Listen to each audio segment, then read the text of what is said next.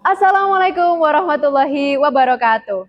Halo Sobat di Rumah, selamat datang di Zcast, Zona Edukasi dan Podcast Mandua Tuban.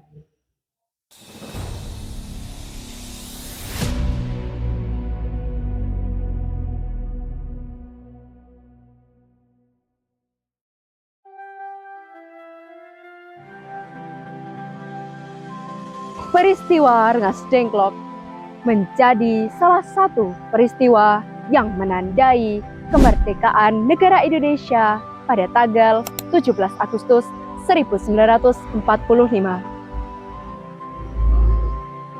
Mulai dari desakan proklamasi kemerdekaan hingga tragedi penculikan. Dalam kurun waktu 4 hari, peristiwa ini sukses kita kenang sampai hari ini. Bermula dari golongan muda yang tidak berhasil membujuk Soekarno dan Hatta untuk melakukan proklamasi kemerdekaan pada tanggal 16 Agustus 1945.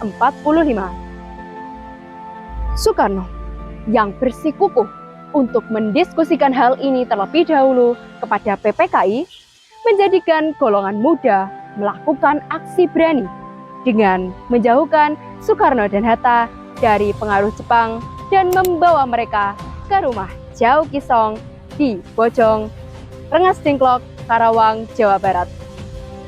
Pernahkah kalian membayangkan rumah panggung sederhana yang berdinding bambu dan berlantai ubin menjadi latar dari peristiwa ini? Disinilah rumah Jauh Kisong. Ia lahir pada tahun 1880 di Pisang Sambo dan Babah adalah panggilan akrabnya. Ia bukanlah seorang politisi. Ia juga bukan seorang jenderal. Namun, dengan ketulusan hatinya, namanya berhasil terlampir dalam sejarah Indonesia.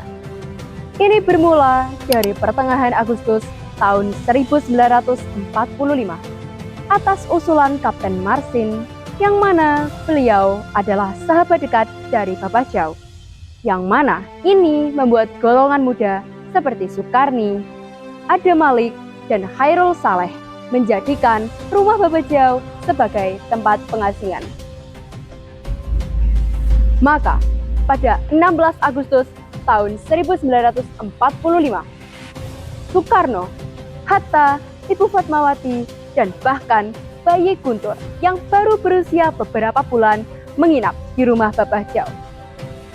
Meski begitu, Babah Jau selaku sang pemilik rumah, ia rela menjadikan rumahnya sebagai benteng pertahanan untuk para pemimpin bangsa dalam merumuskan naskah proklamasi kemerdekaan Indonesia. Meskipun pada sore harinya, Ahmad Subarjo menjemput Soekarno dan Hatta pulang ke Jakarta, jejak perjuangan di rumah Babah Jau tidak akan pernah luntur. Hingga Babah Jau berpulang pada tahun 1964, jasanya terus dikenang. Pangdam Siliwangi kala itu, Maijen Ibrahim Aji, sempat memberikan piagam penghargaan atas pengorbanannya. Dan sebelum wafat, Babah menitipkan pesan sederhana namun mendalam kepada keturunannya. Jagalah rumah ini untuk bangsa tanpa meminta imbalan apapun. Kini dikelola oleh cucunya, Buyanto. Rumah itu tetap berdiri kokoh, menjadi tempat singgah bagi siapa saja yang ingin merasakan pekatnya kenangan masa lalu tanpa dipungut biaya sepeser pun. Rumah Babah Jau bukan sekedar bangunan tua, melainkan saksi bisu betapa indahnya ketulusan seorang rakyat biasa dalam mengawal kemerdekaan Indonesia. Dari cerita tersebut dapat disimpulkan bahwa kita sebagai generasi penerus bangsa harus bisa melanjutkan perjuangan para pahlawan kita.